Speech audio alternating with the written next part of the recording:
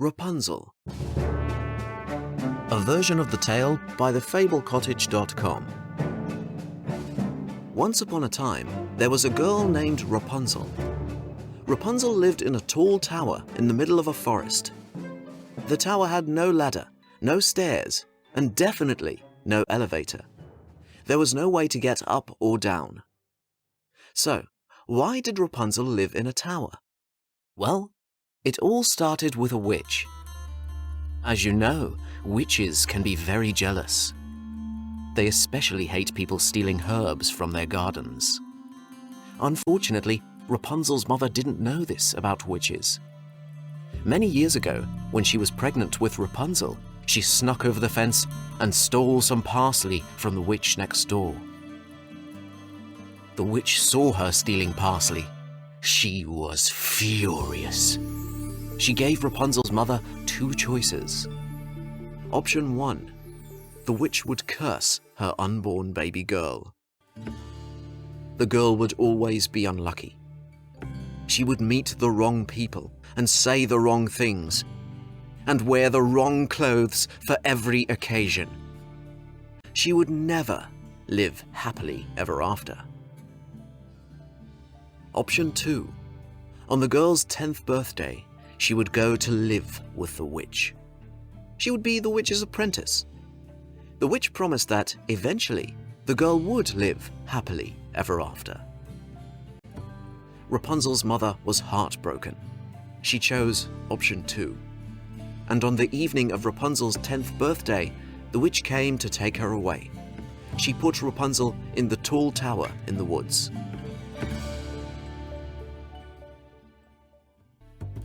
After that, every day was the same for Rapunzel. She cleaned her room at the top of the tower. She braided her long, long hair. And every day at lunchtime, the witch came to the tower. She stood under the window and shouted, "Rapunzel! Rapunzel! Let down your hair!" Rapunzel threw her braid out of the window. The witch climbed up Rapunzel's hair like a rope and crawled in through the window. The witch taught Rapunzel how to make medicines with herbs, and Rapunzel loved the witch.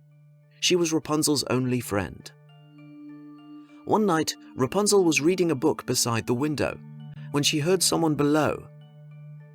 "Rapunzel! Rapunzel! Let down your hair?" "That's strange," she thought. "The witch never comes this late." She threw her braid out of the window and the person climbed up, up, up. But when this person reached the top, Rapunzel saw that it wasn't the witch. It was a man.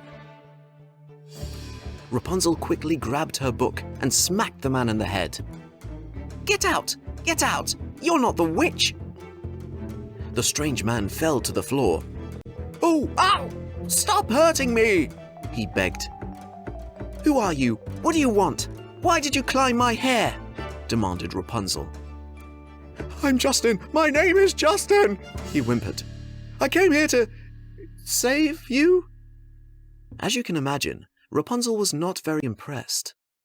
"Tell me, Justin," she growled, "does it look like I need to be saved?" Justin sighed. "I'm sorry. I thought this was my chance to be a hero." "What do you mean?" asked Rapunzel. "My chance to be a hero," said Justin. "Every man needs to be a hero at least once in his life. It's the only way to live happily ever after." Rapunzel put down her book. "I don't need a hero," she said kindly. "Go away. Be a hero somewhere else. It's late. I want to go to bed." Rapunzel threw her braid out the window. "Well, can I come back and talk to you tomorrow?" Justin asked.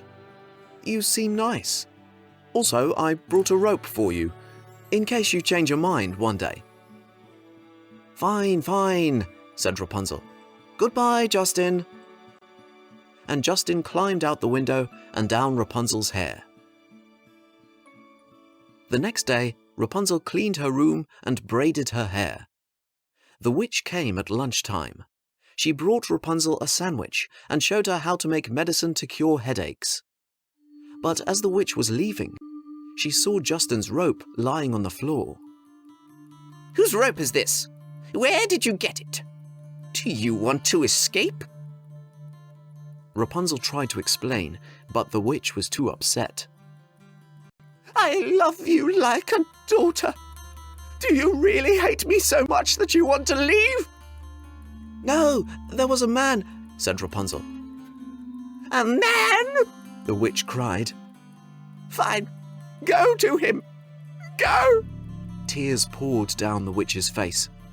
Go and live happily ever after with this man. The witch threw some magic powder at the floor, and Rapunzel immediately fell asleep. When she woke up, she was not in the tower anymore. She was lying under a tree in the forest. Her hair was cut. Rapunzel cried for 10 minutes, and then she stood up and decided to look for her tower. Meanwhile, back at the tower, Justin returned as promised. "Rapunzel! Rapunzel! Let down your hair!" he shouted from beneath the window, and the hair dropped down in front of his face. But, as I'm sure you know, it wasn't Rapunzel in the tower. It was the witch. When Justin got to the top of the tower, the witch pulled him in through the window. So, you are the man who wants to take my Rapunzel, she said. I see. Well then, go and live happily ever after together. The witch blew a handful of powder into his face, and with that, Justin was blind. After walking all night, Rapunzel found her way home. But the tower was gone. All that was left was a burnt circle on the ground. Oh no! cried Rapunzel, and she fell to the ground sobbing. But then she heard a voice coming from behind some trees. "Hello? Is someone there? Can you help me? I can't see. I can't see anything." It was Justin. When Rapunzel saw Justin's blind eyes, she knew what to do. "Stay right there," she ordered. Rapunzel ran into the forest to find some herbs. She ground the herbs and made medicine. Then she put the medicine on Justin's eyes. Then she cried again. "Please, don't cry," said Justin softly. "Why are you crying?" "My home is gone. My only friend is gone. You are blind. This is a mess." "Everything will be okay," Justin said. Then he smiled. "Trust me, I'm a hero." For 3 days, they camped in the forest. Rapunzel made medicine for Justin's eyes. Justin told her about every time he had tried to be a hero. Once, he tried to fight a giant. But the giant was very kind. He invited Justin inside for tea. Once, he tried to kill a dragon. But the dragon had baby dragons in its nest. Justin couldn't do it. Once, he rescued a cat from a tree. But the cat immediately climbed back up. "It's really hard to be a hero," he complained. When Rapunzel felt like crying, Justin told jokes until she laughed. When she couldn't sleep, he listened to all her worries. On the 4th day, when Rapunzel woke up, Justin was already awake. He was looking at her with his bright blue eyes. He could see. "Thank you, my beautiful friend," he said. "You fixed my eyes." Justin and Rapunzel walked to Justin's village. Rapunzel liked it in the village.